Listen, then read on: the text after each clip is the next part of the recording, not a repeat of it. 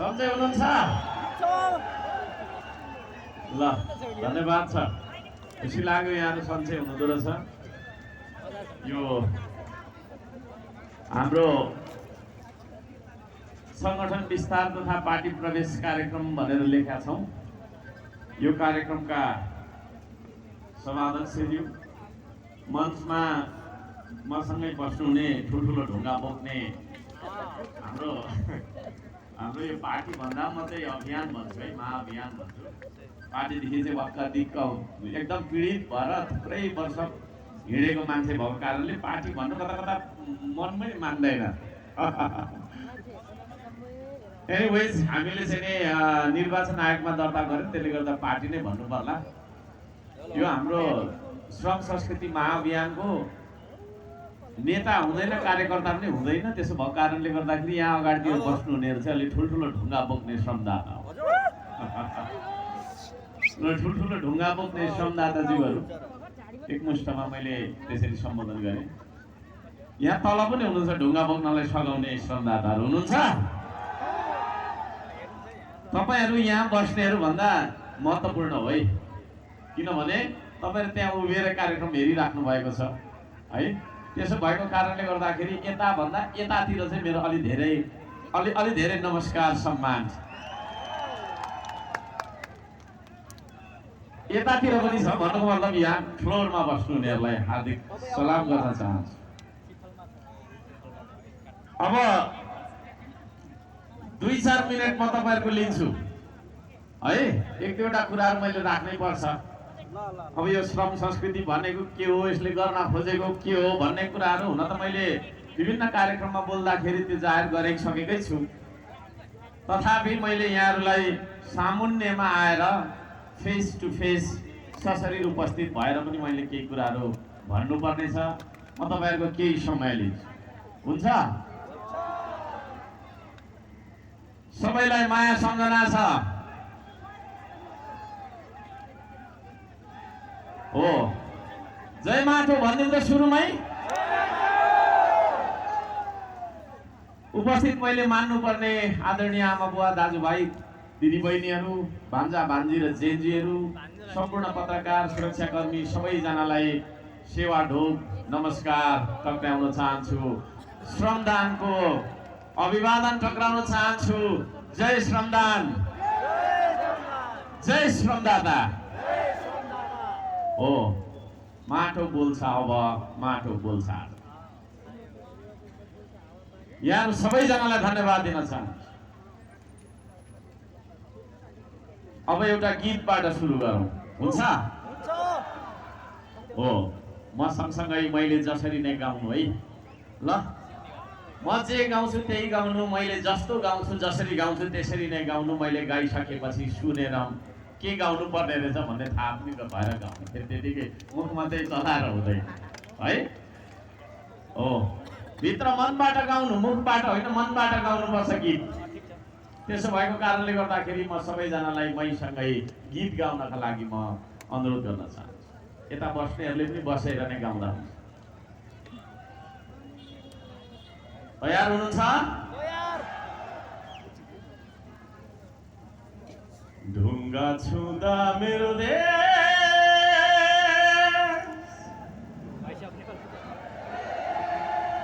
सबैले गाउनु होला। देशलाई सम्झेर नलजाइकन गाउनु होला। ढुङ्गा छुँदा मेरो देश,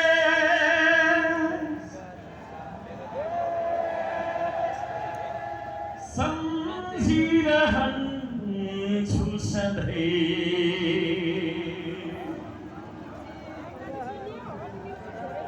माटो छुँदा मेरो देश,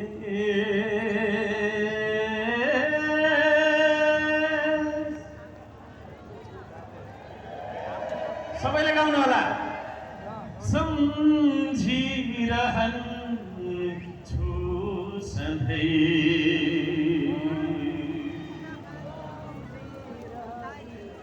बेटर गाउँ है। ढुङ्गा छुँदा मेरो देश, सम्झिरहन्छु सधैँ।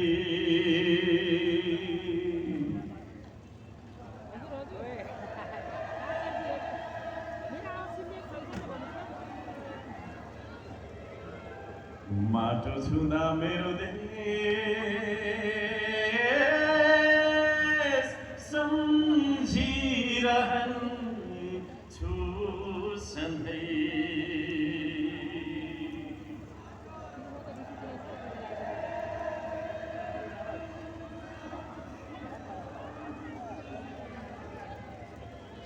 जय जय प्रकृति, जय जय संस्कृति, जय जय प्रविधि, जय हो श्रम गर्ने संस्कृति। ढुङ्गा छुँदा मेरो देश सम्झिरहन्छु सधैँ। सँगसँगै गाउँ। माटो छुँदा मेरो देश सम्झिरहन्छु सधैँ। हिमाल देख्दा मेरो देश सम्झिरहन्छु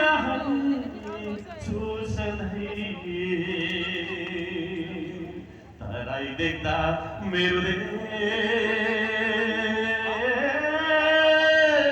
सम्झिरहन्छु सधैँ। आदरणीय महानुभावहरू, जब हामी ढुङ्गा छुन्छौँ यो देशको सम्झना आओस् हामीलाई। जब माटो छुन्छौँ यो देशको सम्झना आओस् हामीलाई।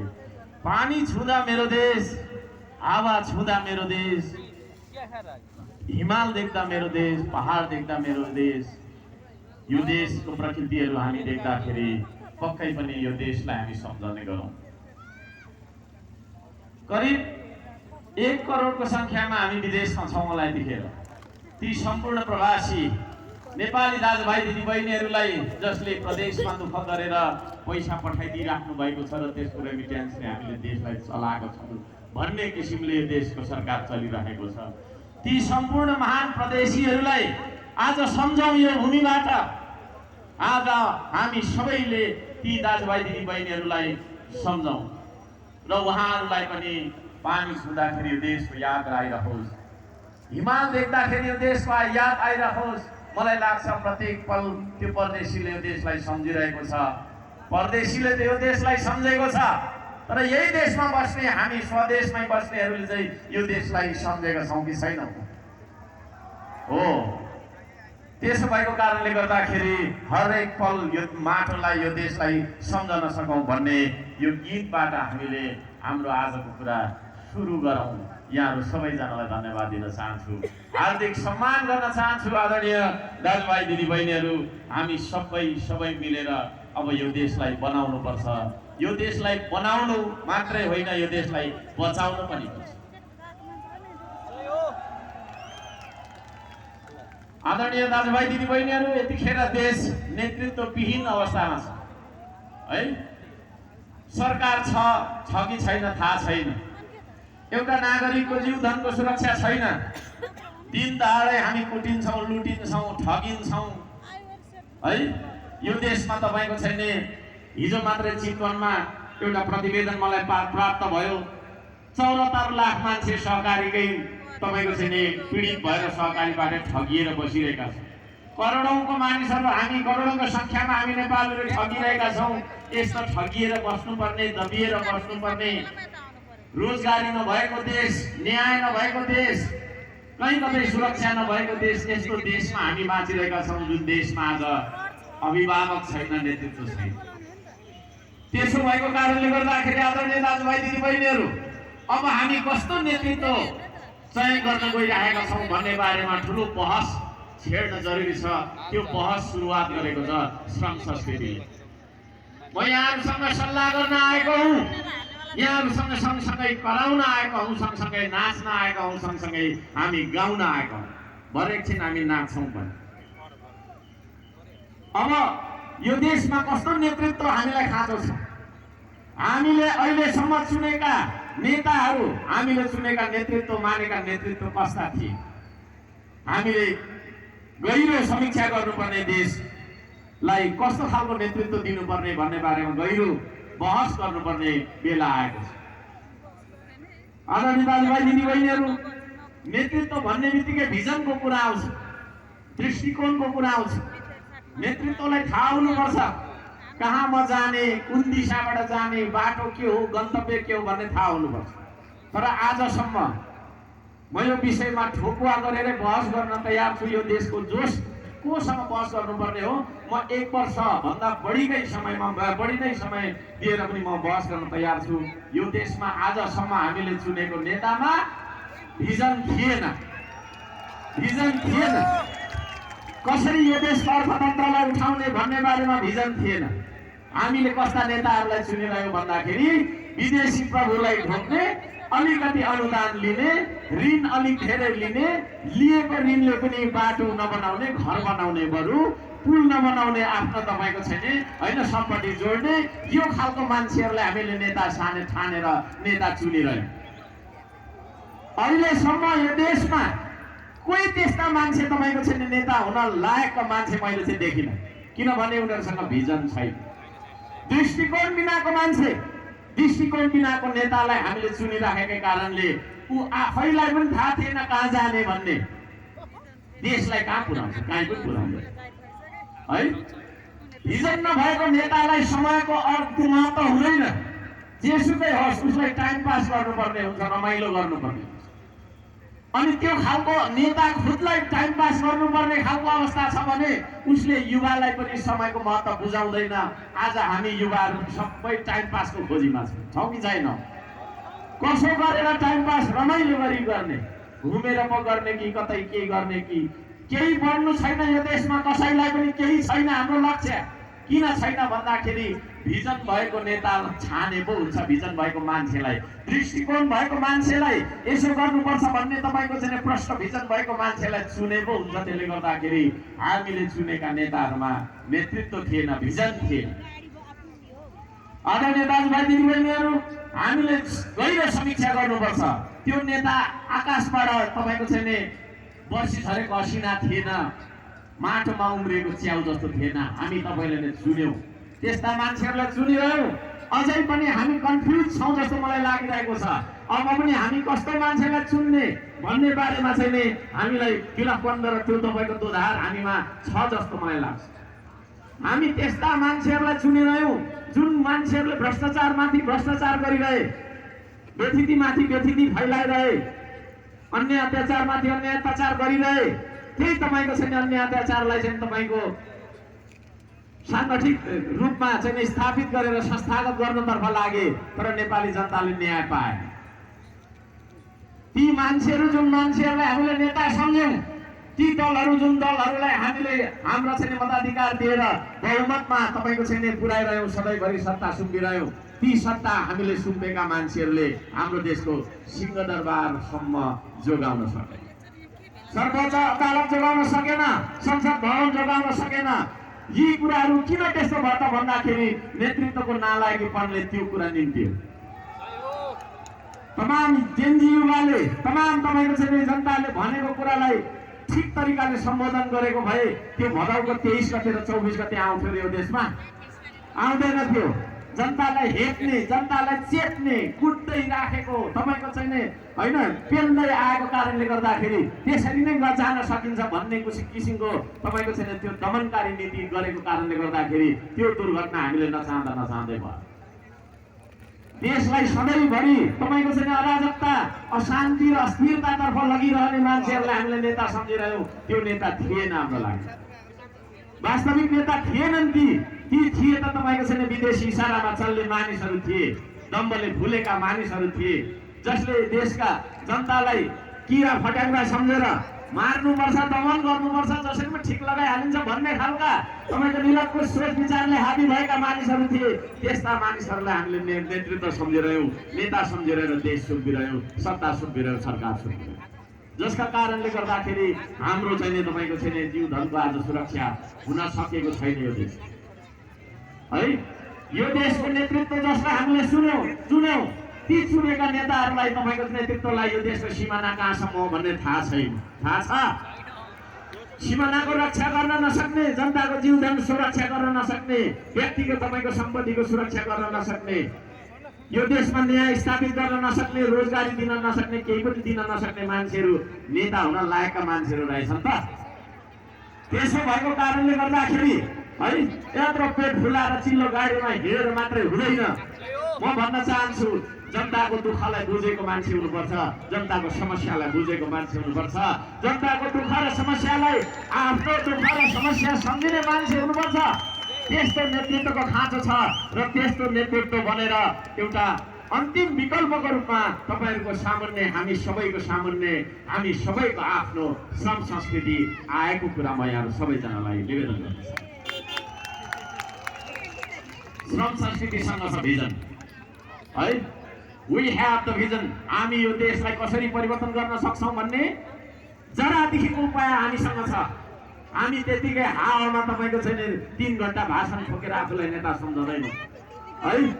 जनताको गरिब बस्ती बस्तीमा हामी पुगेका छौं, जनताको दुःखमा हामी तपाईको चाहिँ रोएका छौं, जनताको तपाईको हरेक समस्यालाई हामीले बुझेका छौं। त्यो खालको एउटा चाहिँ एउटा अभियान बनाऊ, एउटा संस्कृति बनाऊ। ल भन्नु छ तपाईले मन पर्यो भने पार्टी नै भन्नुस्, ल पार्टी भनौं, त्यो आएको छ, त्यो पार्टी तपाईको हो। यो हर्क साम्बाको एक्लो पेवा केही मान्छेहरुको रहेछ, यसो गरेर त्यहाँ सुन्यौं तालिम होइन। अब आज यहाँ तपाई जे जति उपस्थित हुनुहुन्छ र मिडिया मार्फत जे जतिले हामीलाई सुनिराख्नु भएको बुझिराख्नु भएको छ, यो सम्पूर्ण नेपालीको संस्कृति हो, साझा संस्कृति हो, श्रम संस्कृति। श्रम संस्कृति जिन्दाबाद। श्रम संस्कृतिले मात्रै तपाईको छैन यो देशको समस्या समाधान गर्न सक्छ। यसको बारेमा म 1 वर्षसम्म बहस गर्न तयार छु, जोसँग कोसँग गर्नुपर्ने, कहाँ गर्नुपर्ने। तर यो कार्यक्रम मार्फत मैले छोटो मात्रै जानकारी दिन चाहन्छु, छोटो मात्रै दिन चाहन्छु जानकारी। वास्तवमा यो श्रम संस्कृति के हो भन्दा मान्छेलाई विकासको केन्द्रबिन्दु मान्ने अवधारणा हो। मान्छे मारेर विकास हुँदैन भन्ने सोचाइ हो श्रम संस्कृति है। विकासको केन्द्रबिन्दु मान्छे हो। मान्छे छ भने विकासको परिकल्पना गर्न सकिन्छ, तर मान्छेलाई विस्थापित गरेर, मान्छेलाई मारेर, कुल्चेर, काटेर हैन तपाईको चाहिँ फसाएर कुनै तपाईको चाहिँ अर्को कुरा प्राप्त गर्न चाहदैन श्रम संस्कृति। श्रम संस्कृतिले तपाईलाई माया गर्न सिकाउँछ। श्रम संस्कृतिले तपाईले देशलाई माया गर्नुपर्छ भन्छ। श्रम संस्कृतिले देशले तपाईलाई माया गर्नुपर्छ, सरकारले तपाईलाई माया गर्नुपर्छ। मान्छेलाई केन्द्रबिन्दुमा राखेर बाटो बनाउनु भन्दा एउटा बिग्रेको मान्छेलाई सही मार्गमा देखाउनु ठूलो विकास सम्झने अवधारणा हो श्रम संस्कृति। बाटो चाहिँ ठूलो बनायो, मान्छे चाहिँ सबै स्वार्थी र तपाईको चाहिँ हैन एकदम नराम्रो खराब प्रवृत्तिका भयो भने त्यो ठूलो बाटोको कुनै अर्थ हुँदैन। आदरणीय दाजुभाइ, मान्छेलाई परिवर्तन गर्ने संस्कृति हो यो। एउटा अल्छी मान्छेलाई पौरखी बनाउने, डुलेर लखर लखर हिँड्ने मान्छेलाई श्रमसँग जोड्ने संस्कृति हो श्रम संस्कृति। आज तमाम जेनजीले भ्रष्टाचार विरुद्धमा अभियान छेडेको छ, आन्दोलन गरेको छ। ज्यानै कतिले थाल्नु भयो, कतिले तपाईको चाहिँ अझै पनि अङ्गभङ्ग गरेर तपाईको घाइते अस्पतालमा कठिन दिनहरू बिताइराख्नु भएको छ। जेनजीको एउटा म्यान्डेट के थियो, जेनजीको चाहना के थियो भने यो देशमा भ्रष्टाचार नहोस् भन्ने। तर म यहाँहरु सबैजनालाई भन्न चाहन्छु, सधैँभरि मैले राख्दै गरेको तर्क अलिकति यहाँ दोहोरिन्छु। जब मान्छे काम गरेर खान चाहँदैन, गफ गरेर खाने भन्छ। गफ गरेर खाने मान्छे ठग हो, उसले ठग्न थाल्छ। ठग्ने मान्छेले कर्मचारी बनेर जागिर खायो भने पनि उसले घुस खान्छ, भ्रष्टाचार गर्छ हैन। नेता बनेर चुनिएर गयो, सांसद भयो, मन्त्री भयो भने उसले त देशै बेचेर खान्छ। त्यसो भएको कारणले गर्दाखेरि गफ गरेर होइन, काम गरेर खानुपर्छ भन्ने संस्कृति हो श्रम संस्कृति। काम कुनै सानो हुँदैन है, काम कुनै पनि सानो हुँदैन है। सरसफाई कर्मीले गर्ने काम पनि प्रधानमन्त्रीले गर्ने काम जतिकै महत्त्वपूर्ण हो भन्छ श्रम संस्कृतिले। म यहाँहरु सबैजनालाई मैले भनिराखेको कुरा यहाँ दोहोऱ्याउन चाहन्छु हैन। यो देशमा श्रम र श्रमिकलाई हेर्ने दृष्टिकोण अत्यन्तै अपमानजनक छ। त्यसो भएको कारणले गर्दाखेरि काम गर्ने मान्छे सानो, काम गर्ने मान्छे महिला फोहोर, किसान फोहोर, मजदुर फोहोर भन्ने खालको समाज अझै बदलिएको छैन।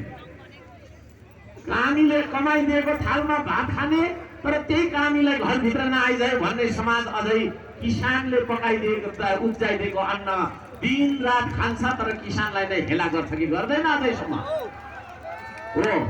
दमाईले सिलाइदिएको लुगा लगाएर होइन बस्ने तर दमाईलाई छिछि दूर दूर मेरो चाहिँ यता नआइजायो भनेर भन्ने समाजले अझै पनि मजदुरले बनाइदिएको घरमा बस्छ तर त्यो मजदुरलाई हेला गर्छ कि गर्दैन। त्यस्तो भएको कारणले गर्दाखेरि कामलाई हेर्ने दृष्टिकोण, श्रम नै हो त्यो शक्ति जसले सम्पदालाई सम्पत्तिमा रूपान्तरण गर्छ। हामीसँग हिमाल छ, पहाड छ, खनिज छ भनेर के गर्नु? काम गरिने हात बाँधेर बस्यो भने हिमालले के गर्छ होइन, खनिजले के गर्छ? त्यो सम्पदालाई सम्पत्तिमा रूपान्तरण गर्नका लागि चाहिने एउटा मानव शक्ति, एउटा मानव प्रयासलाई श्रम भन्छ। त्यही श्रमलाई नै हामीले हेला गरेको कारणले यो देश कहिले पनि उत्पादन र निर्माणमा अघि बढ्न सकेन। कहिले पनि तपाईँको अर्थतन्त्र यो देशको डर भएन। यो देशमा हामीले गफ गर्ने मान्छेलाई ठुलो मान्छे सम्झ्यौँ। 3 घण्टा कति राम्रो गफ गरेको त्यो ठुलो नेता रहेछ भन्यो है, तर त्यो नेताले देश बेचिरहेको देखेन, उसैलाई नमस्ते गरिरह्यो है। त्यो देश त्यही नेताले तपाईँको चाहिँ हामीलाई सुरक्षा दिन नसकेर हामी सडकमा घिसारिँदै मारेको परेको हाम्रो गिदी तपाईँको चाहिँ साथीले उठाइदिएको दिन हामीले देख्नु पर्यो है। गफै मात्रै गरेर बस्ने, गफै मात्रै गरेर बस्ने, गफ पनि देशको गरे त हुन्थ्यो त विदेशको गर्ने है। यो देशका पार्टीहरू सबै तपाईँको विदेशको सिद्धान्त बोकेको। 200 वर्ष पहिला जर्मनीमा मार्क्सले के लेख्यो अरे, काठमाडौँको माटोको सुगन्ध कस्तो छ भन्ने जर्मनीको मार्क्सलाई थाहा थियो है।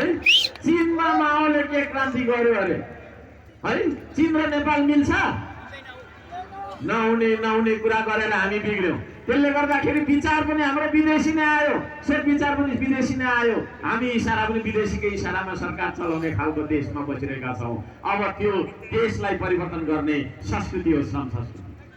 श्रम संस्कृतिले गर्न चाहन्छ यो चिज। श्रम संस्कृतिले स्वाधीन अर्थतन्त्रको कुरा गर्छ। तपाईँ काम गर्नुहोस्, तपाईले छिमेकीबाट ऋण लिएर भात खाँदै हुनुहुन्छ भने यो देश स्वाधीन बन्न सक्दैन। आदरणीय दाजुभाइ दिदीबहिनीहरू, यो देश स्वाधीन बन्न सक्दैन। त्यसो भएको कारणले 2 हात तपाईँहरूकोमा हेर्न चाहन्छु। सबैजनाको 2 हात देखाइदिनुहोस् त।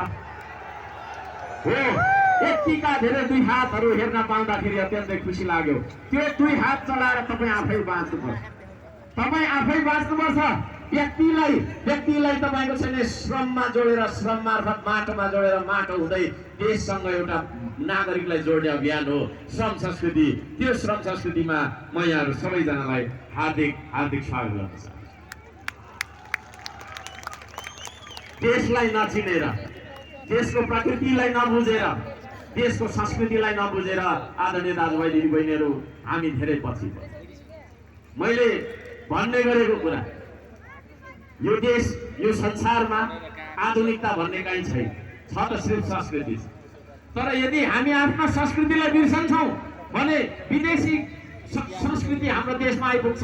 अनि त्यो विदेशी हाम्रो देशमा आएको नयाँ संस्कृति हामीलाई आधुनिकता हो भन्ने लाग्छ। अनि त्यो कुरालाई अपनाउँछौँ। हाम्रो सबै धनराशि तपाईँको चाहिँ त्यो विदेशी संस्कृतिलाई दिइ बनाउँछ। त्यसो भएको कारणले गर्दाखेरि हाम्रो देश संस्कृतिमा धनी देश। अब यही देशको संस्कृतिसँग युवालाई जोड्न चाहन्छ। त्यो संस्कृति हो श्रम संस्कृति। स्वाधीनताको कुरा गर्छ श्रम संस्कृतिले। विदेशी ऋणको भरमा देशको बाटो बनाउनुपर्छ, पुल बनाउनुपर्छ भन्दैन। यही देशको तपाईँको चाहिँ हामी सबैसँग भएको 2 हात प्रयोग गरेर यही देशको स्रोतलाई परिचालन गरेर, यही देशको अर्थतन्त्रलाई उँभो लगाएर, यही देशमा उत्पादन गरेर, यही देशमा राम्रा कामहरू गरेर देशलाई अगाडि बढाउन चाहन्छ।